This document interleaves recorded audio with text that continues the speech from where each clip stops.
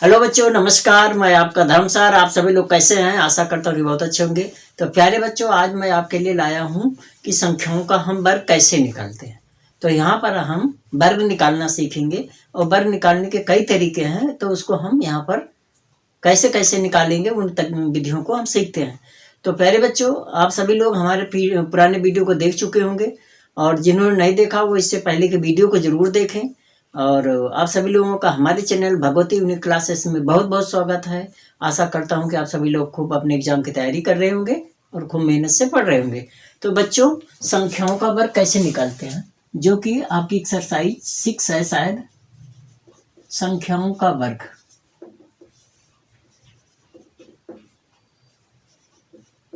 संख्याओं का वर्ग क्या है, वर्ग हम कैसे निकालते हैं, ये हम देखेंगे। देखिए, वर्ग का मतलब होता है कि अगर किसी संख्या को उसी संख्या से गुणा किया जाए तो जो संख्या आती है वो वर्ग कहलाती है। जैसे हमने बताया था कि एक का वर्ग, वर्ग मतलब हो गया एक का वर्ग बराबर एक गुणे एक बराबर एक। दो का वर्ग बराबर हो गया दो गुणे दो बराबर चार। तीन का वर्ग बराबर हो गया तीन गुणे तीन बराबर 9। चार का वर्ग बराबर हो गया चार गुणे चार बराबर 16। ठीक है। पाँच का वर्ग बराबर हो गया पाँच गुणे पाँच बराबर 25। छः का वर्ग बराबर हो गया छः गुणे छः बराबर 36। सात का वर्ग बराबर हो गया सात गुणे सात बराबर 49। आठ का वर्ग बराबर हो गया आठ गुणे आठ बराबर 64। और नौ का वर्ग बराबर हो गया नौ गुणे नौ बराबर 81। और 10 का वर्ग बराबर हो गया 10 गुणे 10 बराबर कितना हो गया 100। ये आपका वर्ग हो गया, जिसको हम इंग्लिश में स्क्वायर बोलते हैं। ठीक है। तो इसी तरह हमने क्या है, देखो, एक का वर्ग में एक को एक से गुणा किया, दो का वर्ग दो से दो को गुणा किया। तो वर्ग का मतलब होता है बच्चों कि अगर कोई संख्या हम लेते हैं और उस संख्या को उसी से दोबारा गुणा कर दिया जाता है तो जो गुणनफल आता है उसी को हम वर्ग कहते हैं। मतलब समझ में आए ना? अगर किसी संख्या को उसी से गुणा कर दिया जाए तो जो गुणनफल आता है वो उस संख्या का वर्ग कहलाता है। ठीक है। तो हम आज यहाँ पर गुणा करने का ट्रिक देखेंगे। तो गुणा एक तो ये हो गया कि वर्ग करने में आप जैसे 10 को 10 से गुणा करेंगे तो ये तो ओरल हो गया। बड़ी संख्या है तो बड़ी संख्या को हम कैसे गुणा करेंगे, अगर तो बिना गुणा किए उसका गुणन वर्ग कैसे निकालते हैं। तो देखिए, बिना गुणा किए वर्ग ज्ञात करना। ठीक है। किसी संख्या का वर्ग ज्ञात करना है बिना गुणा किए हुए। अब मान लेते हैं हमारे पास 23 का वर्ग निकालना है। तो 23 का वर्ग कैसे निकालें कि गुणा ना करना पड़े और उसका आंसर सेम आ जाए। ऐसे सवाल को करने के लिए देखिए आपको क्या करना है, इसको ऐसे तोड़ लेना है इस फॉर्म में। ठीक है। अब ये हो गया 23 20 जमा 3। अब हम इसका इस तरह से भी लिख सकते हैं 20 जमा 3 और 20 जमा 3। ठीक है। अब हमने 23 को 23 से गुणा नहीं करना है, इसको एक तरीके से आपने छठी क्लास में 7वीं क्लास में इस तरह के गुणनफल को सीखा है। तो जहां पर x प्लस वाई को x प्लस वाई से गुणा किया जाता था, x प्लस वाई और x प्लस वाई, इस तरह के बीज गणित के गुणनफल को गुणा करना आपने सीखा है, आपको याद होगा। उसी तरीके से हम क्या करेंगे, ये देखिए क्या है 20 है, हम 20 ले लेंगे, इस पूरे को एक बार ले लेंगे। ठीक है। फिर ये दोबारा लास्ट में क्या, जैसे 20 यहाँ लिया, ये पूरा यहाँ पे आ गया। अब दोबारा यहाँ पे 3 है, फिर दोबारा इसी चीज को यहाँ लिख देना है। मतलब ये 2 बार है, 2 बार ये आ गया, इसको एक बार इधर, इसको तोड़ के इधर, और ये संख्या यहाँ रिपीट होती है। अब जब ये 20 का 20 में 400 हो गया, 20 का 3 में 60 हो गया, 3 का 20 में 60 हो गया, 3 का 3 में 9 हो गया। और ये आप इनको गुणा कर लो, जोड़ लो, तो 9 2 और ये हो गया 5। मतलब ये आपका आंसर आ गया 529। ये आंसर आ गया जो कि 23 का वर्ग है। ठीक है। अब हम दूसरी संख्या ले लेते हैं। मान लो 42 का वर्ग निकालना है। तो 42 के वर्ग के लिए हो जाएगा 40 जमा 2 का वर्ग। ठीक है। अब ये बन जाएगा वही तरीका, 40 यहाँ लेना है, 40 जमा 2 फिर ये 2 लेना है और दोबारा 40 जमा 2 लेना है। इसको तोड़ करके लिखना है, मतलब ये सेम आता है। इसको एक बार यहाँ पर, ये 2 यहाँ पे आ जाएगा। आ रहा बच्चे समझ में? अब ये 4 चौक 16 होता है, मतलब 1600 हो गया। 1 0 यहाँ का, 1 यहाँ का, ये हो गया 80। 40 का 2 में गुणा, 2 का 40 में गुणा 80, और 2 का 2 में गुणा 4। मतलब गुणा तो हो रहा है, लेकिन 42 को 42 से नहीं गुणा कर रहे हैं। कहने को मतलब इसको हम एडिशन मेथड से, और इसको जब जोड़ लेंगे तो 16 1 1764 आ जाएगा। और ये आपका आंसर हो गया। ठीक है,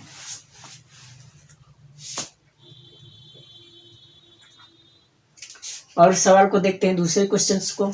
मान लेते हैं हम 75 ले लेते हैं, अरे 75 का 76 ले लेते हैं, 76 का वर्ग। तो इसको हम लिखेंगे 70 जमा 6 का वर्ग। तो ये बन जाएगा 70 जमा 6 प्लस 6, 70 जमा 6 हो गया। अब ये 4900 ये हो गया। 70 को इसमें गुणा कर दो, 420 आ गया।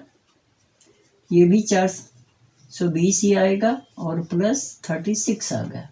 अब इसको जोड़ लो, 6 2 2 2 4 3 7, 4 4 8 9 17, और 4 1 5। ये आपका आंसर आ गया, और ये इसका आंसर आ गया। अगर हम इसको 76 को 76 से गुणा करते हैं तो इसका आंसर वही आएगा जो आपके सामने है। और इसको हम चेक भी कर सकते हैं। और देखिए यहाँ पर मान लेते हैं हम इसको करते हैं 23 को 23 से, तो 3 3 9, 3 दूनी 6, 2 3 6, 2 दूनी 4, 9 2 5, ये आ गया, जो कि यहाँ पर आंसर आया हुआ है। अब हम 42 को ले लेते हैं, तो 42 गुणे 42 का मतलब होगा 2 दूनी 4, 2 चौक 8, 4 दूनी 8, 4 चौक 16, 4 6 7 13, ये आंसर आ गया। अब यहाँ पर 76 वाले ले लेते हैं। तो अगर हम 76 को 76 से गुणा करते हैं तो जो आता है गुणनफल वही वर्ग होता है।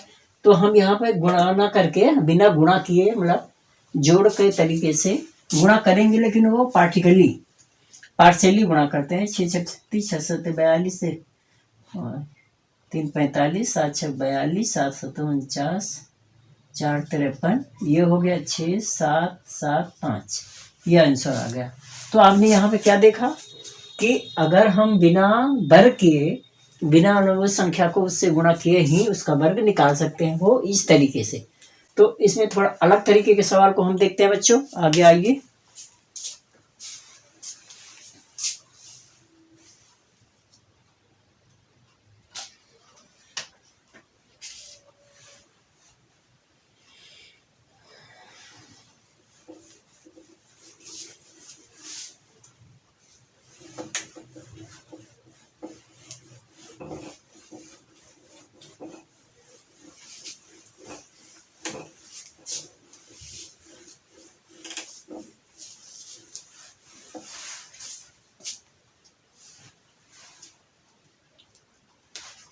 देखिए बच्चों, मान लेते हैं हमारे पास 15 है और 15 का वर्ग निकालना है।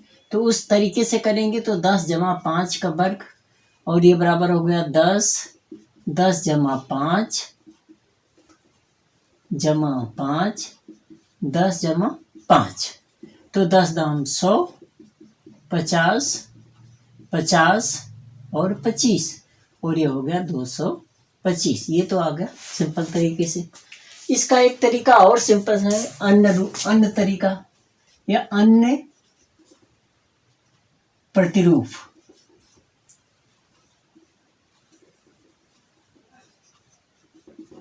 वर्ग का अन्य प्रतिरूप कैसे निकालेंगे? देखिए,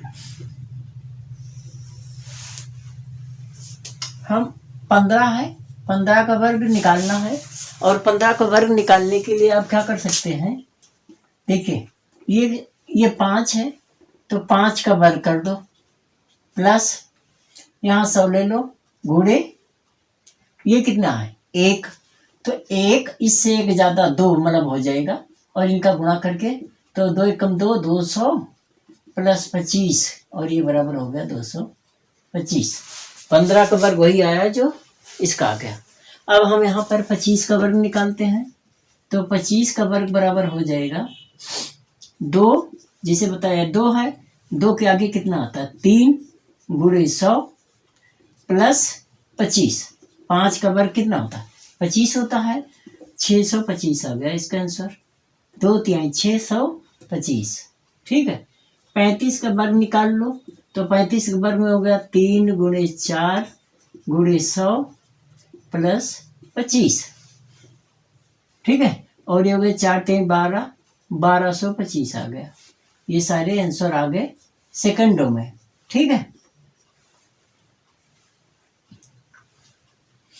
इसी तरह आप 45 का निकालना है। 45 का वर्ग हो गया 4 गुणे 5 गुणे 100 प्लस 25, तो ये बन जाएगा 4 पंचे 20, 2000 प्लस 25 और ये हो गया 2025।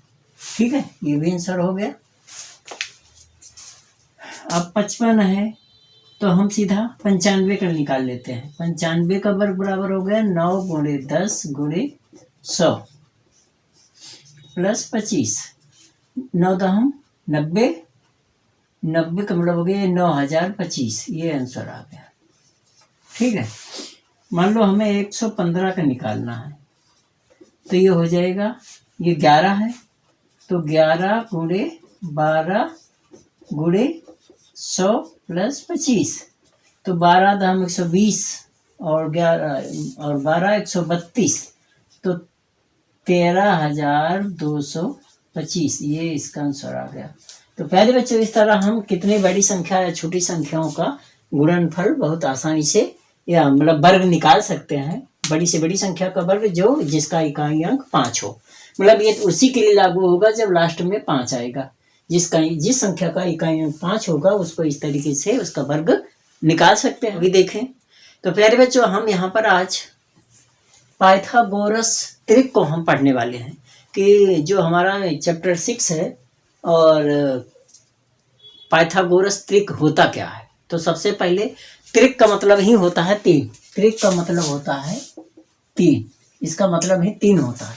अब त्रिक क्या होता है, तो वैसी संख्याएं, कोई भी ऐसी 3 संख्याएं, कोई भी ऐसी 3 संख्याएं, कोई भी ऐसी 3 संख्याएं जिसमें पहली 2 संख्याओं का वर्ग, 2 संख्याओं का वर्ग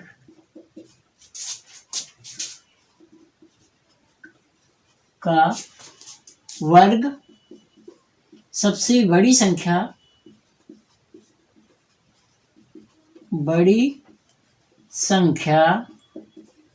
के वर्ग के बराबर हो। आई बात समझे? मतलब आपके पास अगर कोई ऐसी संख्या है जिसमें सबसे बड़ी संख्या का वर्ग अन्य दोनों संख्याओं के वर्ग के जोड़ के बराबर हो। 3 संख्याएं जिसमें पहली 2 संख्याओं का वर्ग का जोड़, वर्ग का जोड़ सबसे बड़ी संख्या के वर्ग के बराबर हो, उसको हम पाइथागोरस त्रिक या पाइथागोरीय त्रिक की संख्याएं कहते हैं। ठीक है, एग्जाम्पल में जैसे हम मान लेते हैं 3 और 4 और 5 लेते हैं। अब देखें, इसमें ये दोनों संख्याएं छोटी हैं, ये सबसे बड़ी संख्या है।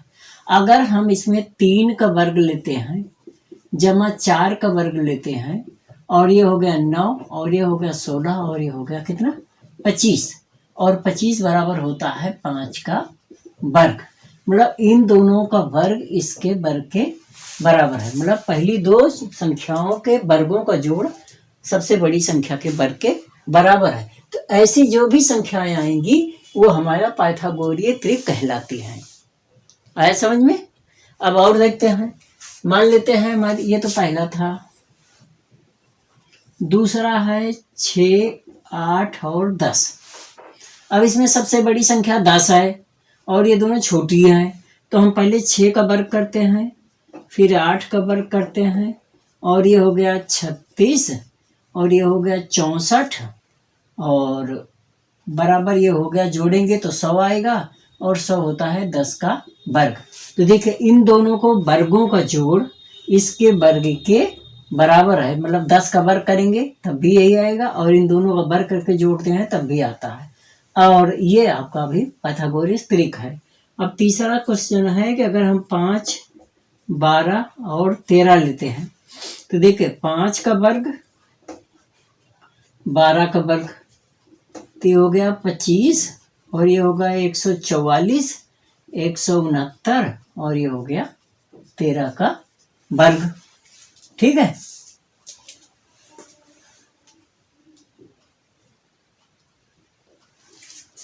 आई बात समझ में? तो इन दोनों का वर्ग इसके बराबर हो जाता है।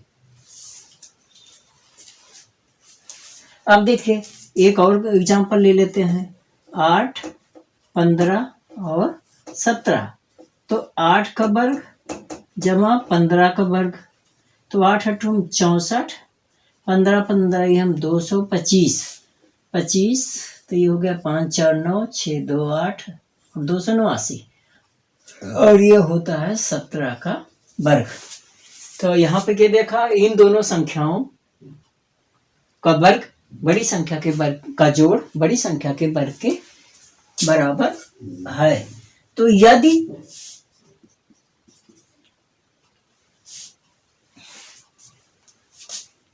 माना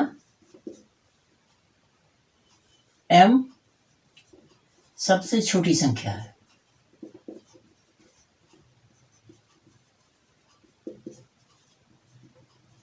यदि m ग्रेटर देन 1, यदि m 1 से बड़ा है तो 2m का square plus m square minus 1 का स्क्वायर बराबर होगा m स्क्वायर प्लस 1 के स्क्वायर। मतलब ये जो सबसे छोटी संख्या होगी उसका दूना करके उसका वर्ग कर दो प्लस उसका वर्ग माइनस 1 करके उसका वर्ग कर दो, तो उस संख्या का वर्ग प्लस 1 का वर्ग करो तो इन दोनों के बराबर होगा। और इस प्रकार मतलब ये तीनों हमारे पाइथागोरन त्रिक हो गए, जैसे हमने यहाँ पे बताया था। ये दोनों हैं, इसका वर्ग और बड़ी संख्या का वर्ग, मतलब तो 2 का जोड़ तीसरे के बराबर हो रहा है। इस प्रकार 2m m square minus 1 m square plus 1 पाइथागोरीय त्रिक है।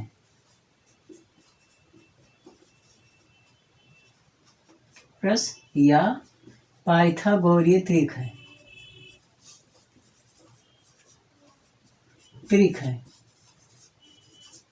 तो प्यारे बच्चों, आप समझ गए होंगे कि पाइथागोरीय त्रिक क्या है और इसका हम कैसे यूज करेंगे और इसका यूज हम आगे एक्सरसाइज के क्वेश्चनों में करेंगे। तो आप सभी लोग समझ गए होंगे। और अगर बच्चों आपको ये वीडियो अच्छा लगा हो, आपको चैनल समझ में आ गया हो, क्वेश्चन समझ में आ गए हो, तो हमारे चैनल को सब्सक्राइब करना, ज़्यादा से ज़्यादा लोगों के बीच में शेयर करना, लाइक कमेंट जरूर करना। वीडियो देखने के लिए बहुत बहुत धन्यवाद।